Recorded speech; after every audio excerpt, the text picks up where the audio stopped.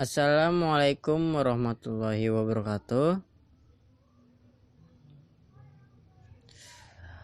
Saya Abdul Rafiq dari kelas 19 Depangkom ingin mereview materi sesi 9. Agenda hari ini ada Agent of Change, mistisisme dan tahayul, pelecehan dan porno media, dan kekerasan perempuan. Terus kita bahas tentang media massa agen perubahan. Satu ada radio El Sinta, contoh gambarnya ada Radar Tasikmalaya. Terus dalam media massa agen perubahan. Terus kita lanjut ke media massa agen perusak seperti mistik dominasi film, konten seksual aku. Terus ada media massa agen perusak, yaitu ada kekerasan perselingkuhan menjadi lumrah dan penipuan on merajalela. Terus kita di sini ada poster anak langit. Apa nih? Media massa diharapkan berperan sebagai institusi edukasi bagi masyarakat yang mendorong nilai-nilai kemanusiaan. Namun kini media miskin peran edukasinya, justru menjadi corong provokasi nilai-nilai kehewanan. Terus kita lanjut, ada provokasi nilai-nilai kehewanan. Menurut Profesor Burhan Barjin dan Jin, mencakupi antara lain materialisme, hedonisme, seks, konsumerisme, dan kekerasan serta sekularisme. Terus media massa corong provokasi masalah sosial. Satu, materialisme, pandangan hidup yang semata-mata mencari kesenangan, kekayaan menjadi satu-satu tujuan nilai tertingginya. Nilai rohani dikesampingkan, bahkan tidak mengakui budaya imaterial dan keberadaan Tuhan. Contohnya seseorang dengan pekerjaannya jabatan bagus, hanya dengan itu ya bisa hidup. Dia lupa jabatan itu semuanya itu karena dari rezekinya dari Tuhan. Terus ada hedonisme, itu kayak pandangan hidup yang menganggap kesenangan dengan menikmati materi adalah tujuan utamanya hidup. Pengertian hedonisme itu namun lebih bertuju pada penghaburan materi, berpesta pora, dan menjalani hidup sebebas-bebasnya demi hawa nafsunya tanpa batas. Lalu seks itu jenis kelamin, hubungan kelamin, segala hal equal yang berkaitan dengan kelamin. Kita lanjut ke materialisme CEO muda dari Korea seperti Kim Yong Nil, yaitu CEO Mitsubishi, Kim Min Jong, Rock and Republic, dan materialisme CEO muda dari Korea yaitu Frak Taijun, Aboki Clothing and Agency. Terus ada Jun Kyo, Ribbon iClothing and Resto. Terus kita lanjut ke hedonisme, rutin pesta dan mabuk. Di sini ada contoh gambar dari Paris Hilton, pewaris Hotel Hilton.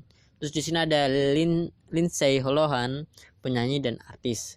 Terus kita lanjut ke seks, penayang di televisi dan film. Di sini ada serial Sex and the City, serial TV dan film. Dan di sini ada film layar lebar yang begitu menggemparkan, yaitu 50 Shades of Grey, ada Fit dan Black Drucker. Terus di sini ada media massa corong provokasi masalah sosial, yaitu konsumerisme, pandangan hidup yang menganggap benda-benda mewah sebagai ukuran kebahagiaannya dan kesenangannya, seperti gaya hidup yang bersifat tidak hemat. Yang kedua, kekerasan, sebuah ekspresi baik yang dilakukan secara fisik atau secara verbal yang mencerminkan tindakan agresi dan menyerang terhadap kebebasan atau martabat seseorang yang bisa dilakukan per orang atau sekelompok orang. Sekularisme itu pemikiran yang memisahkan antara agama dengan urusan duniawi. Agama yang dianggap sebatas urusan ibadah, karena itu agama tidak boleh ikut campur dalam urusan duniawi saat ini, tidak boleh masuk dalam ranah politik negara ataupun institusi publik. Terus kita lanjut ke konsumeritas sosial dan sofaholic. Di sini ada gambar girls Squad Gang Nia Ramadhani. Terus ada Confession of Sofaholic, buku dan film maniak belanja. Terus di sini ada kekerasan ilustrasi terhadap wanita, Sleeping with Enemy, kabur dari suami yang kasar. Terus ada Forkow, KDRT, tetap bertahan. Terus kekerasan film aksi penuh darah, yaitu The Raid 2, Berandal, Perang Gang dan Polisi Korup. Terus ada John Wick, yang John Wick itu yang sequel yang ketiga. Terus ada sekularisme, usulan hapus pelajaran agama. Di dalam gambar tersebut ada contoh Setio Juandi Darmono, ketua JBBK Group, dan di sini ada Muhajir Effendi, Mendikbud RI. Media massa per orang, mistisisme tahayul. 1. Mistik, hal yang gaib yang sangat diyakini hingga tidak bisa dijelaskan dengan akal manusia biasa. Mistisisme, ajaran yang menyatakan bahwa ada hal-hal yang tidak terjangkau oleh akal manusia. Tahayul, kepercayaan kepada sesuatu yang dianggap sakti, tetapi sebenarnya tidak ada satu tidak sakti. Terus kita lanjut ke macam-macam tayangan mistik dan tahayul. Itu ada mistik semi-sains, karya audio visual atau film mistik yang berhubungan dengan fiksi ilmiah. Tayangan ini beratur tentang berbagai macam bentuk misteri yang berhubungan dengan ilmiah. Meski terasa tidak logis, tapi memiliki kemungkinan memuat kebenaran di dalamnya. Terus ada mistik fiksi, itu karya audio visual atau film yang tidak masuk akal, bersifat fiksi atau rekaan untuk menciptakan misteri, suasana, mencekam atau kengerian kepada pemirsa. Terus ada mistik horor, yaitu ada karya horor visual atau film mistik yang lebih mengeksploitasi dunia lain seperti jin, setan, santet, kekuatan supernatural seseorang, kematian tidak wajar, balas dendam, penyiksaan, dan lainnya.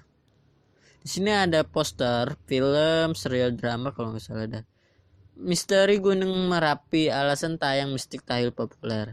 Selain sebagai hiburan, sebuah petualang batin bagi seseorang, tayangan tentang dunia mistik dan tahayul menjadi sebuah pembenaran budaya, kepercayaan, bahkan cara bersikap berperilaku.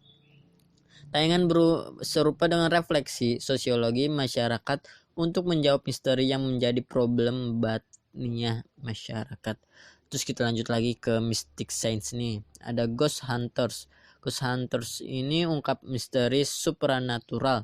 Terus ada The Magic of David Copperfield, salah satu penyulap terhebat dunia.